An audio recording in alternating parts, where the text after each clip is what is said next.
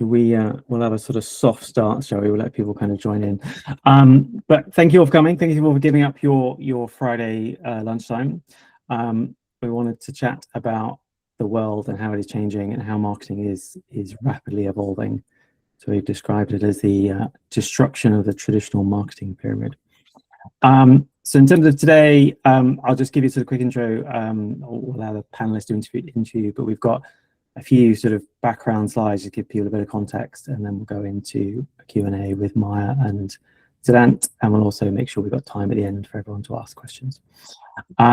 So over to you, Maya. Do you want to give us a quick intro for the group? Sure, of course. I've been a startup operator for about 20 years, started my career at Google and Cisco many moons ago, and then different paths led me to founding CMO of Pharmacy2U, a business that we got to 500,000 subscribers, raised £40 million, and eventually sold to a private equity. So I took my leave in 2019 and then stumbled across a portfolio career and been working as kind of fractional support on growth marketing and branding with startup and scale-ups. I'm a board member on a B2C marketplace called Tutorful, and I'm also an active angel investor. Busy time then. Busy, yeah. Nice. Should I go for Zidant? Yeah, hi everyone. My name's Zidant. I started my career in management consulting, but actually shipping products, so doing 7 to 9 month engagements where we wouldn't get paid 50% of our fee if we didn't launch a D2C app in some form or the other. I then worked in media. I was at the Discovery Channel where we launched Discovery Plus, so I led everything that wasn't corporate and tech for them since inception. Then worked at a photo and video editing app called Fyxer, which now I think I would call a visual AI company, if I was being very generous to ourselves, which went from 100 to 155 million MAUs in the time I was there, which was fantastic. Then worked in B2B fintech because I live in London and what else is there to do? Did quite a lot of work with remittance and liquidity companies in that time, both as kind of interim growth head and also as an advisor. And I'm on day 2 in my role as VP growth at Omaze, which has a very nice office in Holborn, and I will try and plug unsubtly during this conversation. So look forward to that. Nice. Working with Jason Shuck, aren't you? That's cool. Sorry. Blast from the past in my Google days. Yeah, always a small world.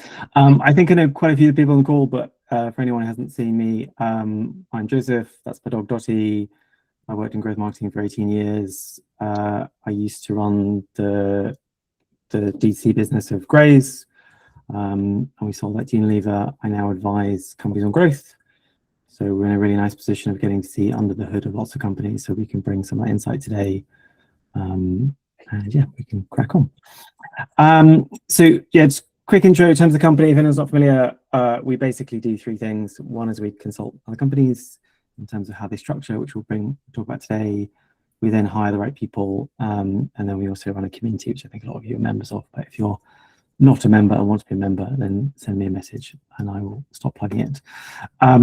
In terms of today, we do a lot of insight. We've done a lot of work with companies around their structure. So a lot of the insights we'll have today are from some of the faster moving businesses we worked with.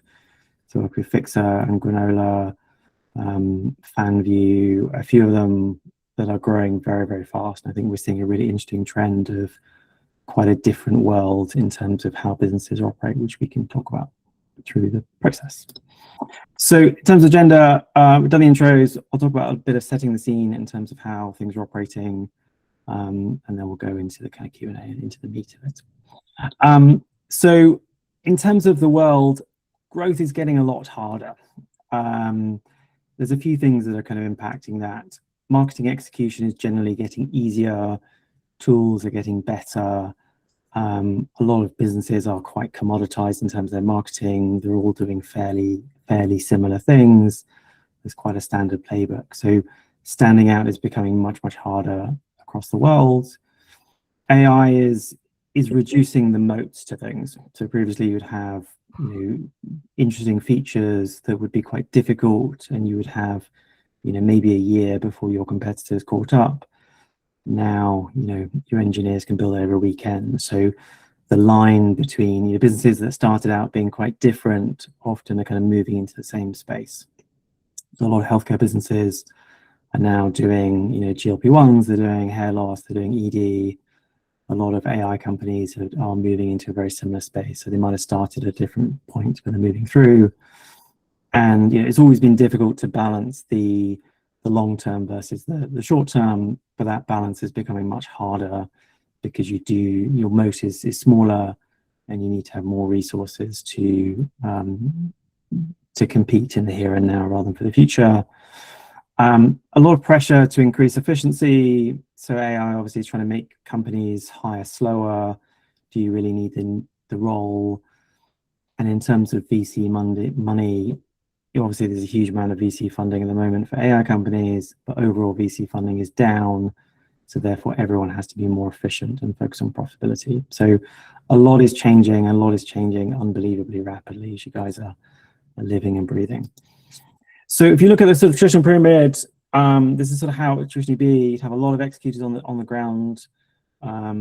You'd have sort of experienced ICs and a few managers above that, a few heads of, and then have a C-level. And a lot of things are going on in terms of that. So first of all, agencies are being moved in-house. Agencies themselves are becoming more efficient and having fewer entry levels. But those agencies are kind of bringing in-house, so that's kind of changing that structure. Absolute sort of decimation around early roles. Very few companies are hiring grads. Things like data analysis, email creation, ad editing, all of these things are much more efficient than they used to be, and that's making a massive difference. Now, a lot of that was pre-AI, to be honest. The CRM team we had at Grays was 7 people. You could now do that with 1 quite easily, but that is making a big change. And as we kind of go up the ladder, you need fewer managers because you have fewer people at the bottom level. And also, and Siddhant and I were debating this yesterday, you also have a tendency away from specialists to more generalist people. So a lot of the value is not necessarily being in a siloed specialism, but is about having multiple strings to your bow and adding more value. I think to Siddhant's point yesterday, partly depends on the stage of the company. The bigger you are, you can sustain more specialist people. Yeah, do you want to comment on that before I kind of dive in? So. Yeah, I think it wasn't a particularly surprising observation, but when you have either larger budgets in the most kind of simple case, then the benefits of specialization still very much apply. So actually, just having AI tools in production and data querying and insights are very powerful to arm your PPC specialist. You wouldn't actually play with kind of the structure around your PPC specialist and your meta specialist all that much, because even 0.25% arbitrage in these channels that you're spending a lot of money in is still really, really valuable. I do think the move to generalists is very strong in small and medium-sized companies, but large companies actually are still keen to just turbocharge what their specialists already do slightly better than everyone else, just because of volume. Yep. And almost, again, to leverage AI, you have to be, at the whatever top percentile of the way that Meta is supposed to be run. And then if you've done that manually super well and have that expertise, then you can start automating it. And maybe it's okay that through automation, you then get from the 90 percentile to the 85th. That's okay. But if you're only operated at 50%, you can't automate that, right? So there's like all of those aspects as well, I think. And you're absolutely right. Like larger organization can afford that a little more. And obviously, because the majority of them, they're not like, out everyone goes, here's my agent, right? So they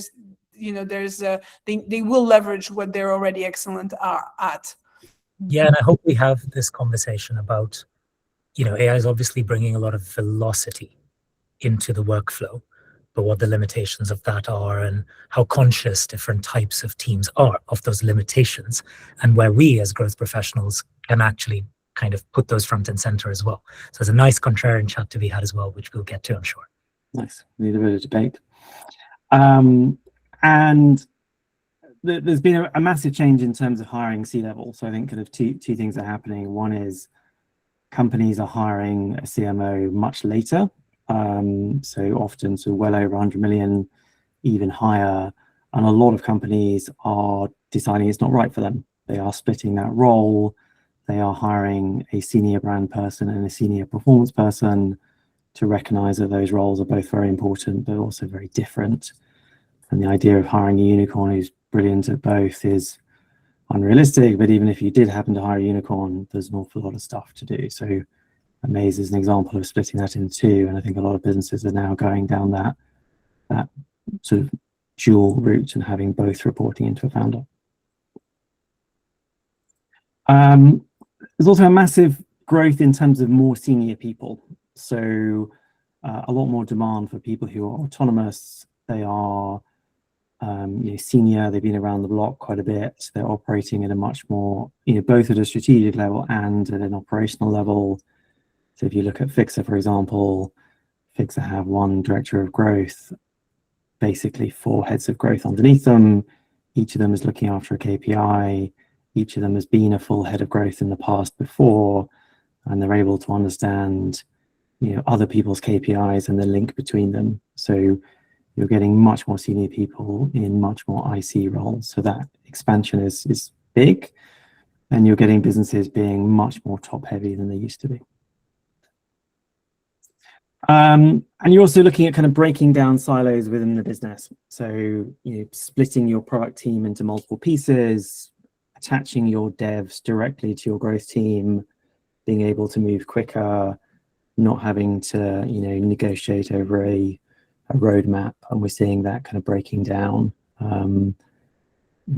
Instead of having sort of siloed teams, data science team are often being merged into existing teams. So what does this mean for companies and individuals? So we're seeing smaller, more elite teams of generally generalists, some specialists when you're bigger. Salaries are going up for companies. Wage bills are probably going down in most cases because you're doing a lot much more elite, but a much smaller team. Incredibly difficult to hire junior people or mid-level people if that's the route you want to go down, because that ladder is broken. And prioritization becomes even more important than it always was, because you're trying to do an awful lot more with an awful lot less. In terms of for individuals, salaries are going up, which is great. Expectations around being hands-on are increasing massively. So looking for people who really get into the weeds. We get pulled into companies when they fired senior people, and by far the first thing they say is they weren't willing to be hands-on or weren't able to be hands-on. Interesting around specialists, big opportunity to go freelance and be the expert in a very small niche, or looking at ways of attaching adjacent skills. And generally the world is moving back into the office. So a lot of clients would like 5 days a week. Some of them would like 6 days a week.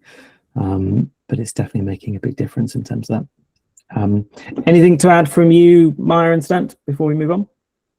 Yeah, I think just almost piggybacking a bit from your previous slide, I think this like how devs or product are really aligned with the growth team. I mean, I'm working with someone at the moment. Literally, we've done so much work with the founder, and every single time the rate limiting step is dev, and that includes for growth and channels. Like, if you can't do you can't run multiple attribution models, you need, someone to fix that in GA for you, your meta attribution, you want to expand into Google Shopping, you need a feed. Like, I mean, I think it's kind of, MarTech was always a thing, but now MarTech is literally a full-on kind of dev scenario. And so I heard a PM use that term, which I thought was so right. There's basically a kind of performance-led roadmap, right? And so that's literally right. Joe, you were talking about like the different KPIs that different growth people are holding. So it's basically a roadmap that says, I don't know what your roadmap will look like, but what I know is we're trying to improve conversion by 5% in the next quarter. Off you guys go, right? In this very cross-functional way, and the engineer contributes to that, and maybe in some places are told what to do based on what the growth team and others is seeing, but in others, they're telling the business, well, I know how to make this faster, or I know what is the problem.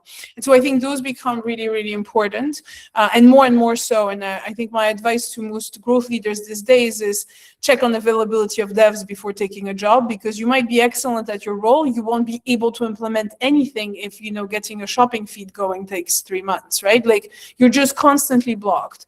And that, I think, has really changed compared to how it used to be, I feel. So I think that's definitely an evolution there.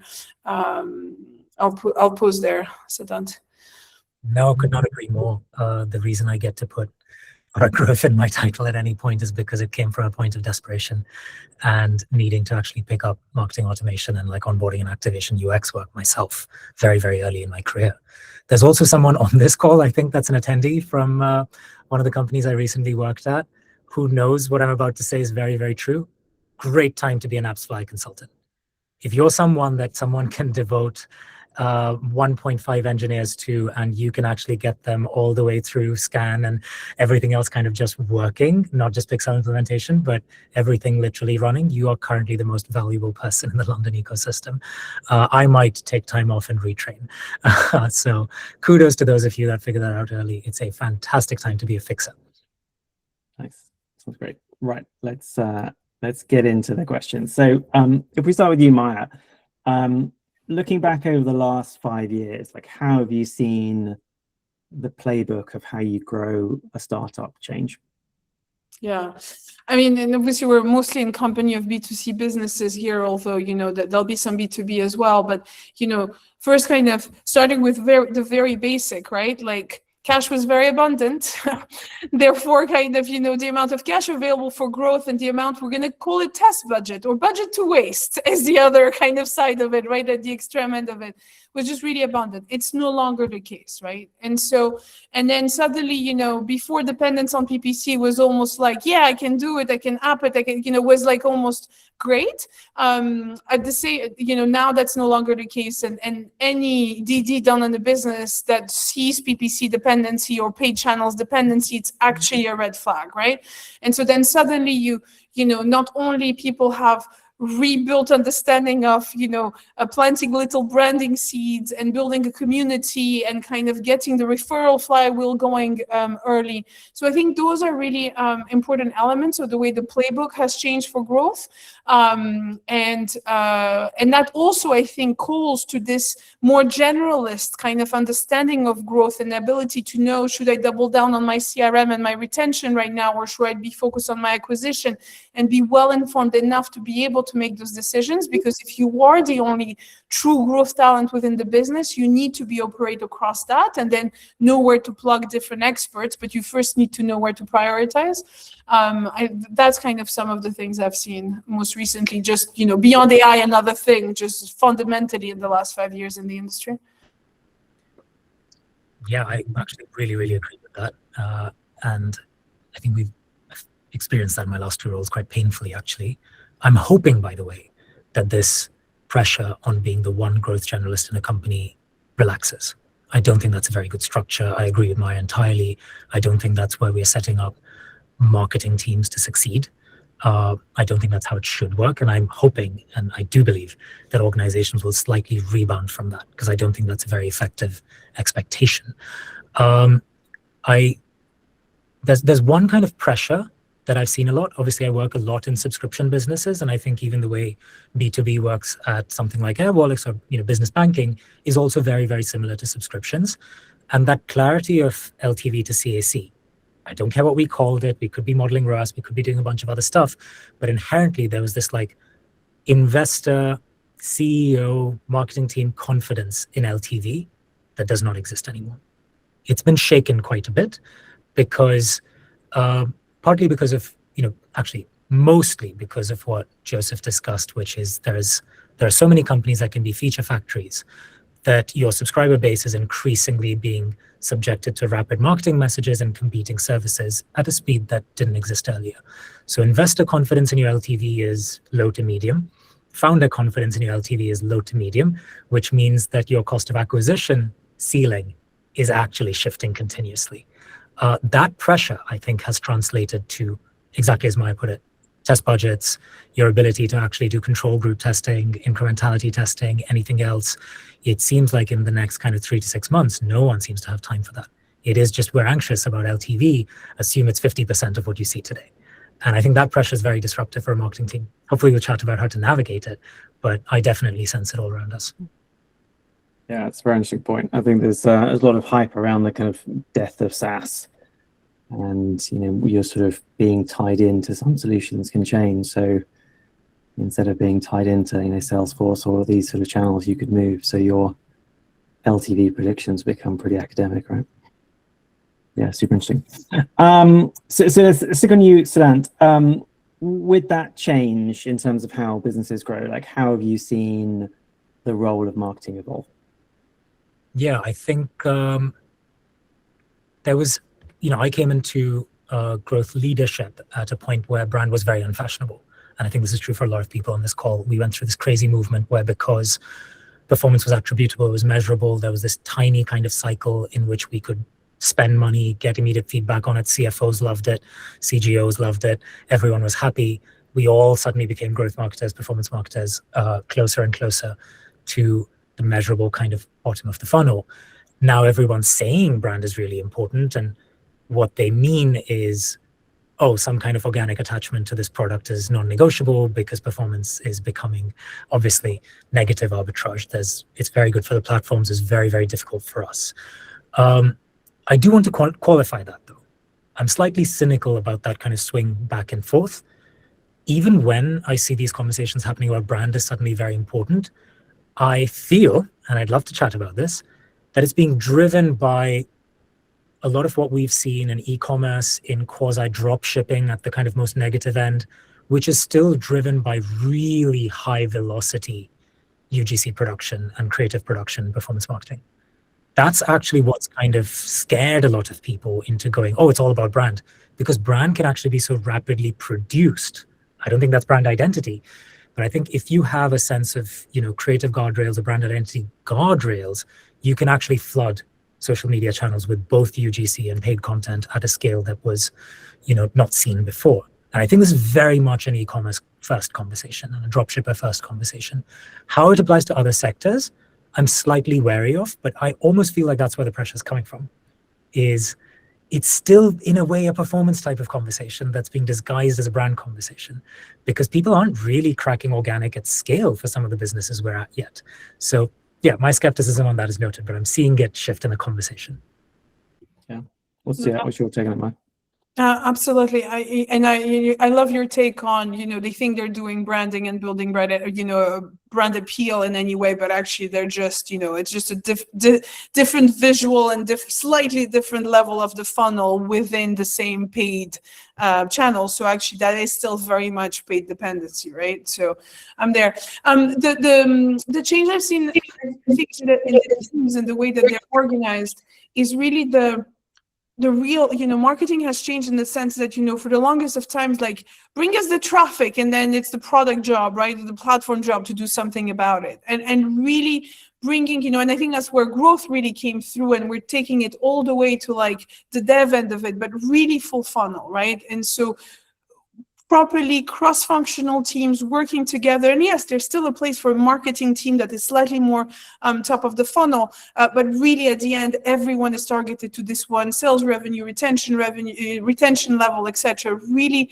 that collaboration, I think, is really what changed. And I still see way too many businesses that are very siloed, and maybe they're now getting closer to the 100 million mark, and they emerged, before that was a thing. And so they haven't really, they grew into silos, not realizing that growth was really a thing. And now they're trying desperately to find their way back into a holistic approach. And that's where we're seeing, even in, those kind of scale-ups, head of digital roles reappearing. And that's what really it means, is that suddenly your conversion on your website is not just a product problem, it's also a marketing problem.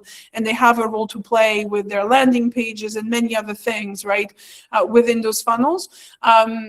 So I think that is definitely a shift I've seen there. And then, yeah, branding, right? Like, small little fires of branding along the way, and really from day one.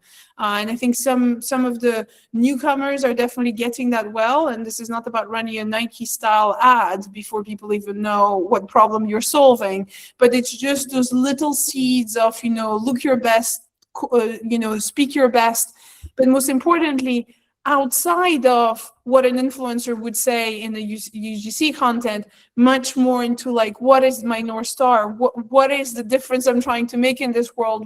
What kind of mission I'm on, and what kind of community and stakeholders I can get to rally around me and be my champion in that process. And that I don't think, startups are doing very well. And those who can do it well and really think it through in the early days have a true advantage. Yeah.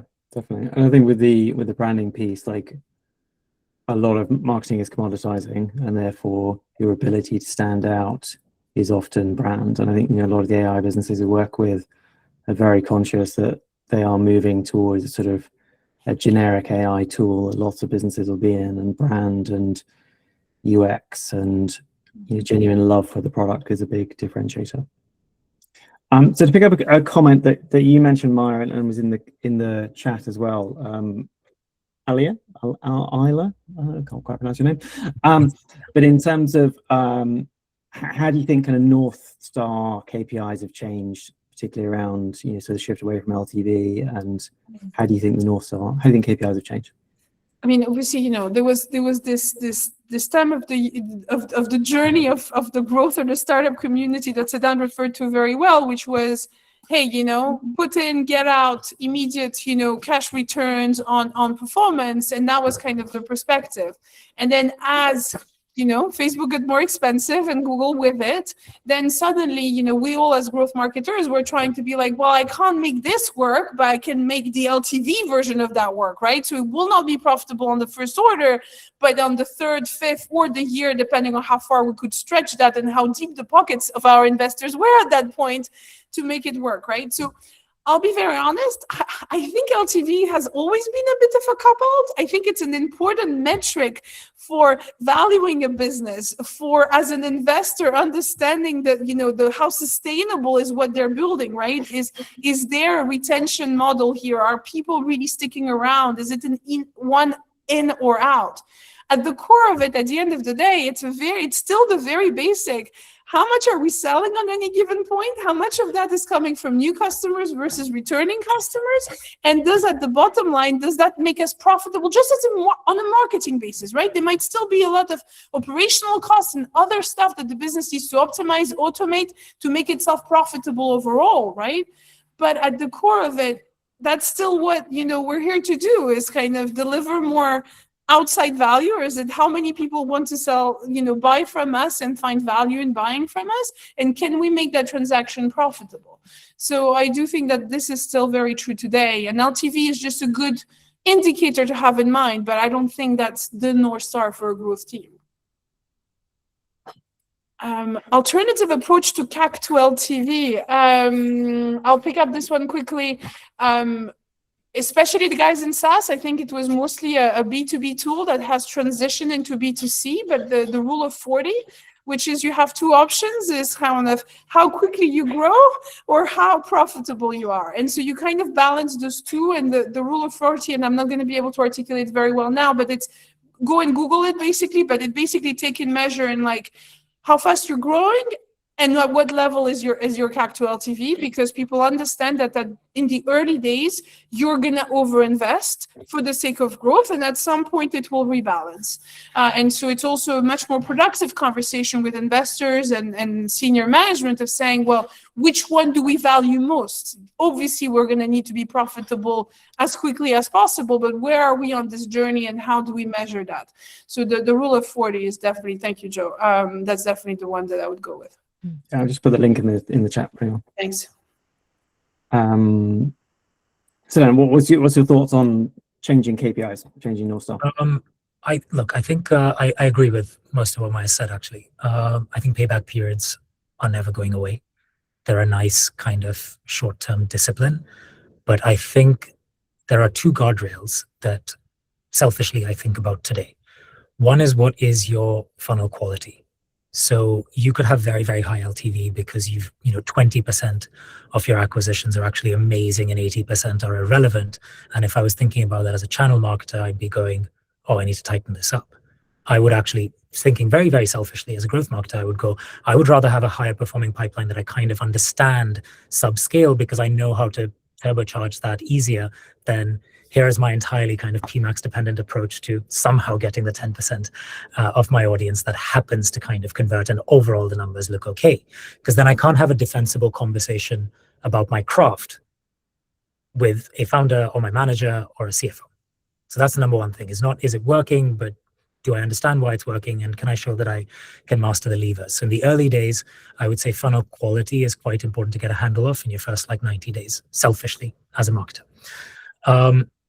I think the second one around payback is interesting because it's a very, very fluctuating metric. You will see cohort quality kind of improve, degrade over time. When LTV is in flux, it's your job to understand it better, which is unfair because we've had this nice honeymoon period with cost of acquisition.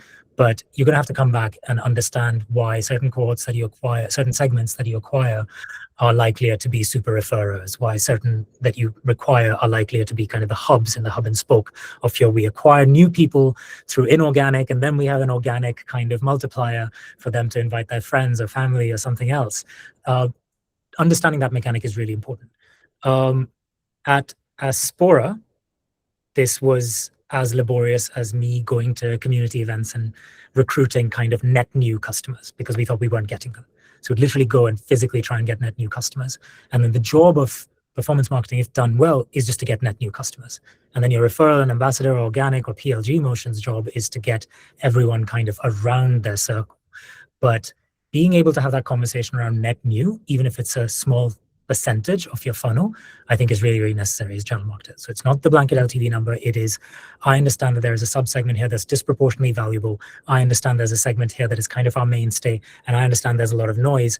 I need to be able to have an intelligent conversation about these three differently with the people signing off on my budgets. If I can't do that in the first 90 days, then I'm struggling. Okay. So Maya, over to you. How are you seeing AI impacting growth team structure?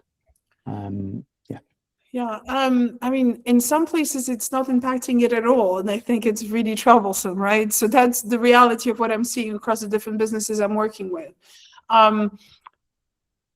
What I'm seeing across those businesses is a few things.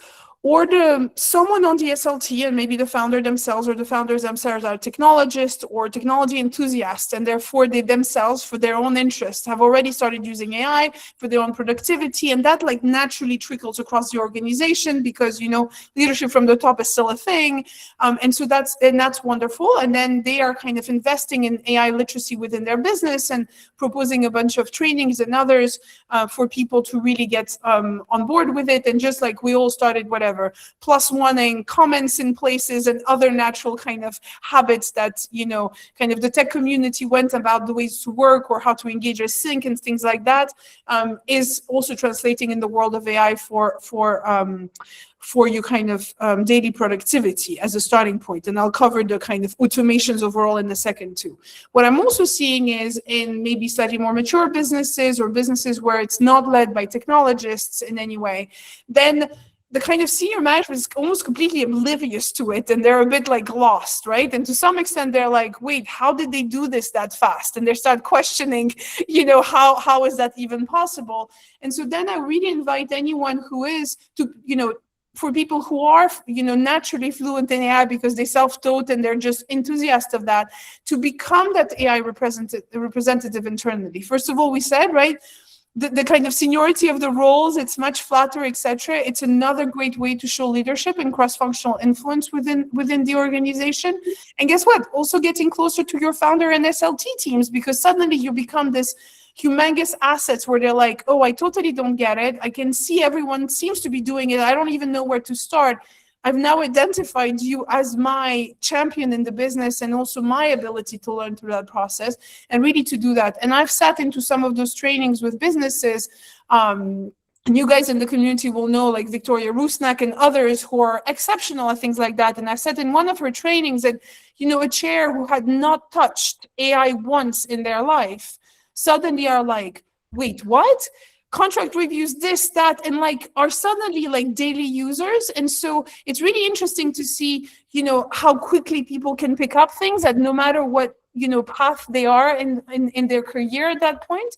And so I think that's another important one. And I'll pause there for a second and give Sadant a chance to comment. But there's also obviously all the automation part of that. But it really starts with your personal productivity usage. And one kind of you make the most of that, then it kind of goes into personal automations and automations that expand to the rest of the organization. And kind of we can maybe talk about what it looks like if you're starting today in the moment.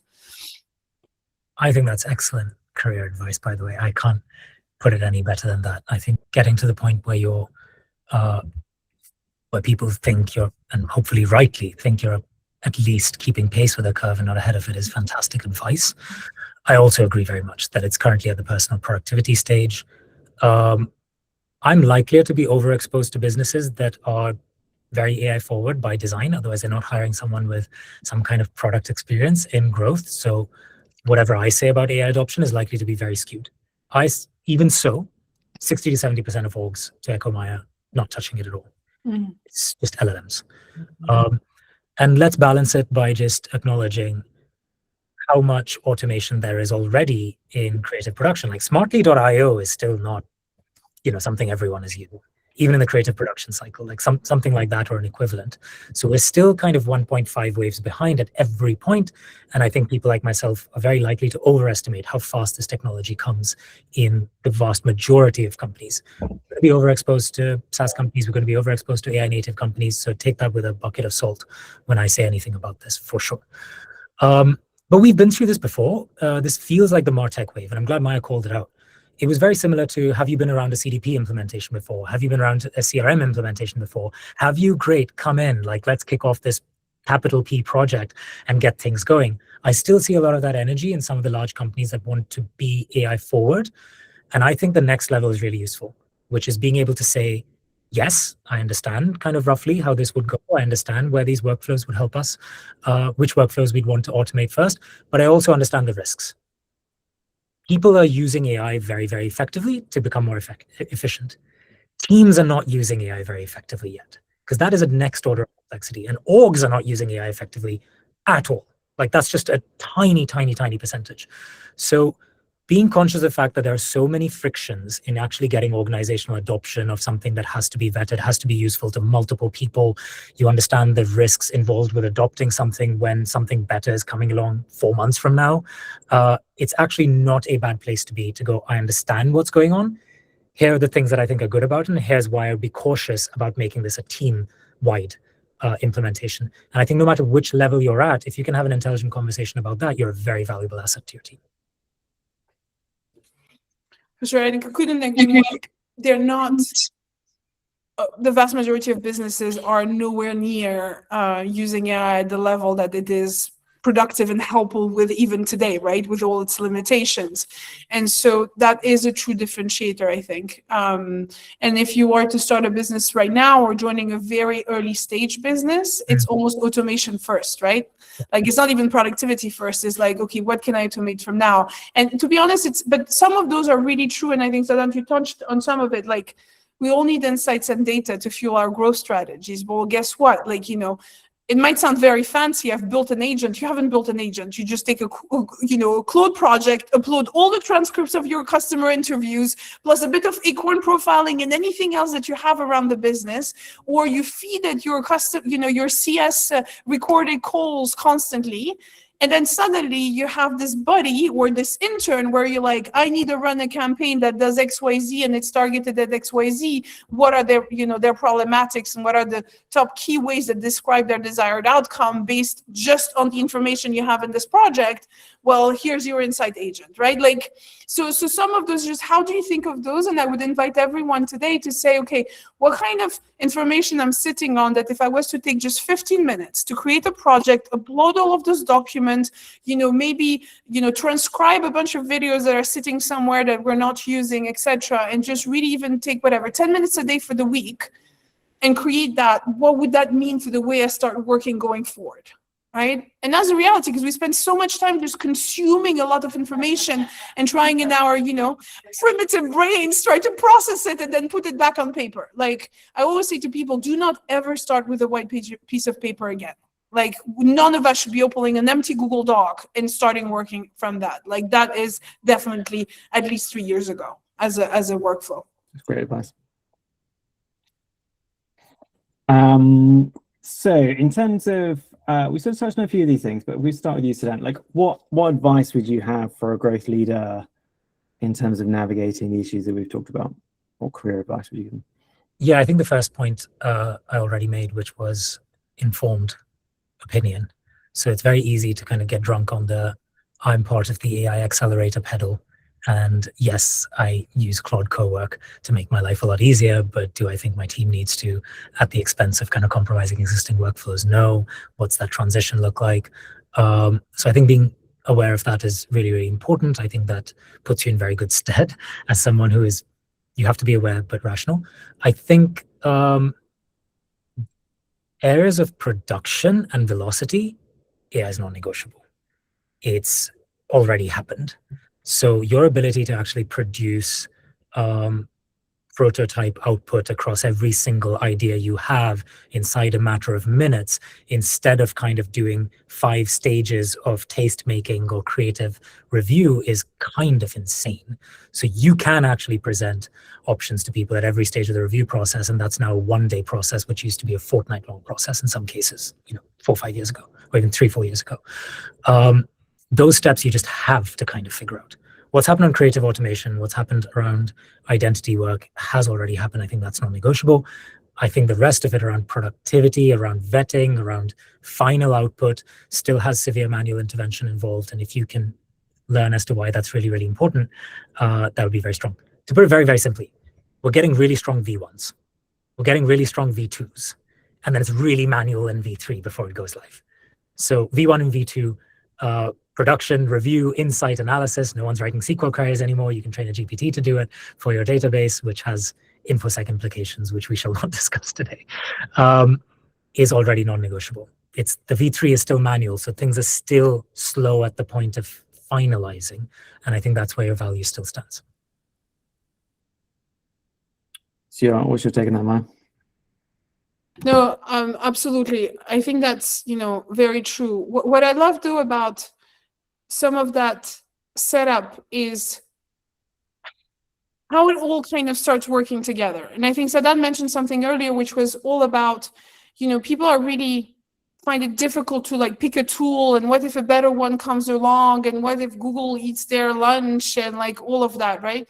And so in those scenarios, my default right now is that I'm not buying AI tools. I'm just using the infrastructure one. And I happen to be a big Claude supporter from day one. And so the current and recent news of them flying off the shelf because of other consideration makes me very happy. But I think just start with the infrastructure tools, like just start with the foundational models. They're doing plenty and there's plenty to use. I don't think we all need to go and buy other AI tools. And I'm a Fyxer user, and I love them, and I love the team, and I will always be a supporter. But there are days where I'm like, arguably, a bunch of other things are doing the same thing. But I know they have bigger plans and all of that. So there's all of that aspect. So just start by using the AI tools that you have at your disposition. The other thing I would say, and I'm hoping that that's not the case for anyone on that call, but in case it is, if any of your startups, no matter how regulated they are on the Microsoft infrastructure, I think that's the very first challenge that you're going to have and that you have to win at, right? To be able to because that's where you're suddenly stripped from a whole bunch of things that Google and others will give you by default that are really not there and not on par. And so that's where you might eventually start buying parallel tools that actually should just be part of the space, or over relying on Claude and other places. So that's I think some of the aspects of that are top of mind for me, at least. 100%. Yeah. So I think we'll do one last question, then we'll open up to the audience. So if we get our sort of magic vision for the future, and we'll start with you, Sedan, like, where do you see marketing evolving in the next 2 years? Yeah, I think I actually think Maya and I have kind of overlapped on this, and I didn't expect us to. We need a bit of a disagreement, so I know we need to make up some. Oh no, actually, I love OpenAI. No, I can't bring myself to say it. I think that this is one of those phases where if you train yourself to be an AI tool user, you will find that that's an obsolete skill in 4 months. That's kind of the whole point. The tools are becoming so self-serve. The foundational models are launching every single use case so quickly that the differentiation is not, I'm an apps flyer guy. It's not the same as what happened in MarTech in that regard. So I cannot agree with Maya more. Now, look, it's an easy thing to say. Core marketing skills are really important. The tools become really self-serve. So inside 9 to 18 months, they will be so self-serve that understanding AI tooling will be irrelevant. Understanding prompting is already irrelevant. They're amazing at natural language, and we wasted 12 months saying marketers need to understand prompting. Not true. Didn't really help. Didn't matter as long as you. But there's a presumption under this, which is this presumes that you have a job and you're keeping your job for the next 18 months, which is a huge assumption when there's so much flux happening. You do need to build credentials for the market for hiring. You do still need to show that you have side projects. You can do something that is beyond what an existing team's capability is. And I still think it comes back to velocity. You definitely need to be comfortable with the velocity of the production pipeline. I think that's non-negotiable. It almost doesn't matter whether the company will use it or not. This is very selfish advice that I wish someone would give me if I kind of were looking for my next role, which, I hope I'm not in the near future. But you do have to show that you're comfortable with that velocity. So what does production velocity do to your marketing workflow? You have to understand that that's not going away anytime soon. That's accessible with foundational models. That's accessible with Photo Room. That was accessible with Smartly.io like 4 years ago. So I would say that's non-negotiable. The rest of it, I am hoping that if I'm a job seeker, if I'm a team member, I can just signal that I'm AI aware. I'm using AI tools for my own productivity. I think enterprise adoption for a lot of the separate tools is kind of a mistake. I think it's more friction than and I think this is going to swing back around really quickly because that's the whole point. Yeah. There are entire kind of legal tech and MarTech companies that have been founded and become obsolete inside 6 months with Claude Copilot. Like, it's unbelievable. So that's slightly on your side almost. I'm going to step away from tools for a second. And I think that the role of marketing and any go-to-market, in touch with customers type of roles are all going to be about kind of just taste setting, right? Do you know what quality looks like? Do you know what humans value? Do you understand at which point the tool is just being completely bonkers and a robot? And that's not how the real world works, right? And so I think that's where you can differentiate yourself, because imagine the future, right? 5 years from now, maybe even shorter, right? You're walking into an organization that has taken some baby steps, has just been born, and so by default has automated a whole bunch of stuff. Your data is where it needs to be. You just, ask the question and gives you the answer. You don't need to build dashboards, none of that. You have your data insight, synthetic data or not. Again, you have all of the customer insights you need to get access to, and maybe there's actually in-person interviews or not, or an agent has interviewed humans for you and got you the insight. So imagine that you have that infrastructure. Well, you need to operate that infrastructure, and you need to make sure that the output of that infrastructure, all the way to your creative and your brand narrative and all of that, is actually going to resonate with the market, right? And so now suddenly that you're and maybe there's dev marketing teams, literally, that's the first ones that get hired. But at some point, you become this empathetic, quality setting, taste setting, bar setting leader in that infrastructure. And so I think really kind of cultivating your humanity and being aware of the latest trend and the latest cultural moments and the latest art and the reality of the geopolitical world and all of that is actually what's going to fuel your differentiation in the market and the type of operators that I think we'll all become. Yeah, very interesting. I I think for myself, what Maya just said, actually, just for my own benefit, which is everyone's an organic marketer now and everyone's a brand marketer now. Those are hygiene. And you have to, but demonstrating that is difficult. You're going to have to show that you understand for a particular type of company, what kind of communities are valuable, what kind of conversations are valuable, what kinds of brand identity are valuable. That's hard to do. Yeah. I think one of the challenges is that, even pre-AI, we're seeing a sort of massive convergence in terms of what teams are doing in terms of their channels and their activities. AI is accelerating that massively. It used to be quite difficult to run Meta in terms of getting the right audiences, and now it's easy and lots of things are becoming easy. So you can get to 70% within a few minutes. You can get to 80, 90% even quicker. But that differentiation is very, very powerful. So having a different view, having a different approach. And I really admire the companies who are very clear on what they do and what they don't do. Yeah. And having strong opinions and strong use cases. So the natural view is to become, the healthcare conglomerate that does all these things, or the AI conglomerate that can do every single thing. But I think there's a lot of value in that differentiation of how you move it forward. Right. Let's open it up to the floor. Sam, do you want to talk through your question? Just like that. Yeah, sure. Hi everyone. Thank you for that. I'm interested in how you spot sustainable versus hype businesses at the moment. Like you mentioned, my Fyxer as a great example. Lots of hype, but you can do basically the same now with Google in a lot of different ways, right? So it's got the hype, but how is that a sustainable business model in the long term? There is very little moat, and there's obviously a flux in our industry to jump on that hype.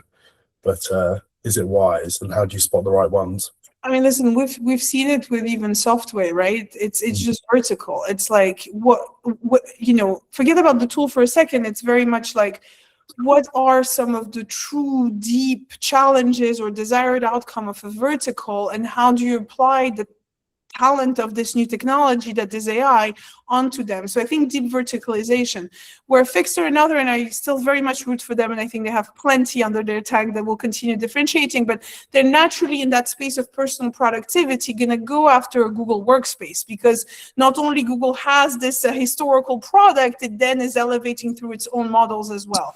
So that's the challenge there. But I would say, just within the different industries, look if AI is being applied to a true non-AI problem, if you see what I mean, right? Like that, I think that's what we need to look at, is just deep verticalization of that usage.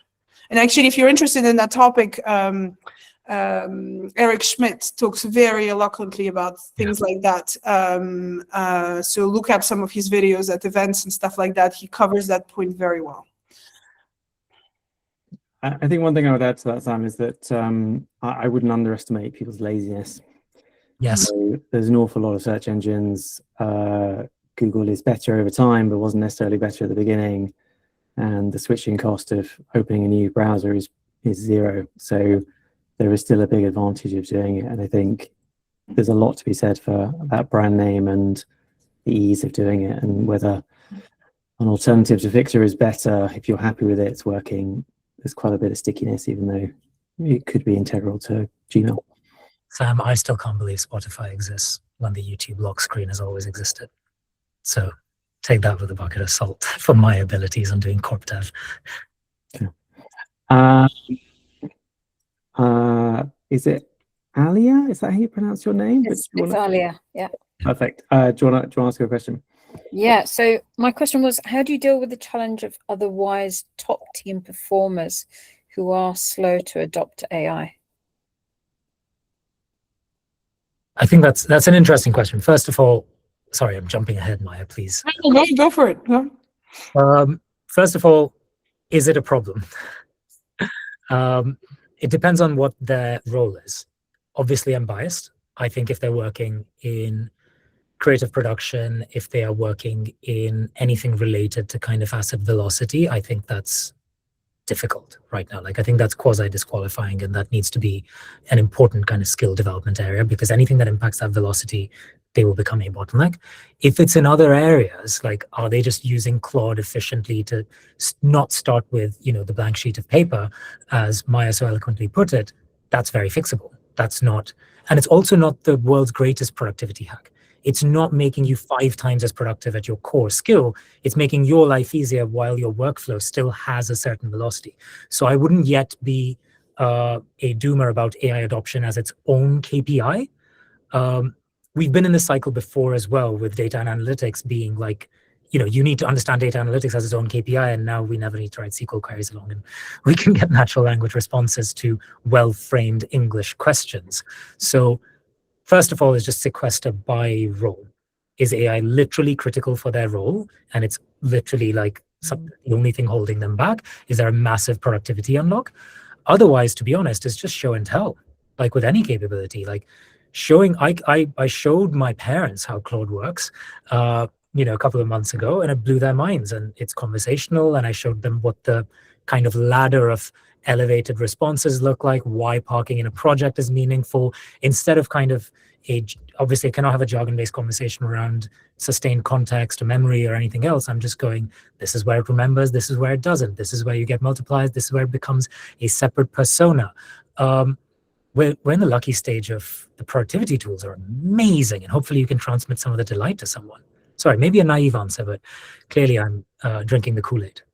No, absolutely. Love your example, Siddhant. I used to be my dad's proofreader, and since he's befriended Claude, I no longer do that, which to my delight, let's be clear.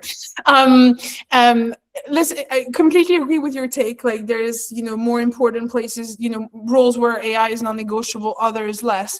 But the reality is, if that is something that the business is, taking on, and everyone, feel that this is the right thing for the business right now, just enables those shows and tell. So you can completely manage it internally. If someone is becoming that champion, is already that champion, and they can just show and tell, and then bring people to, show their use cases and kind of empower them to become the next kind of or additional AI advocate internally.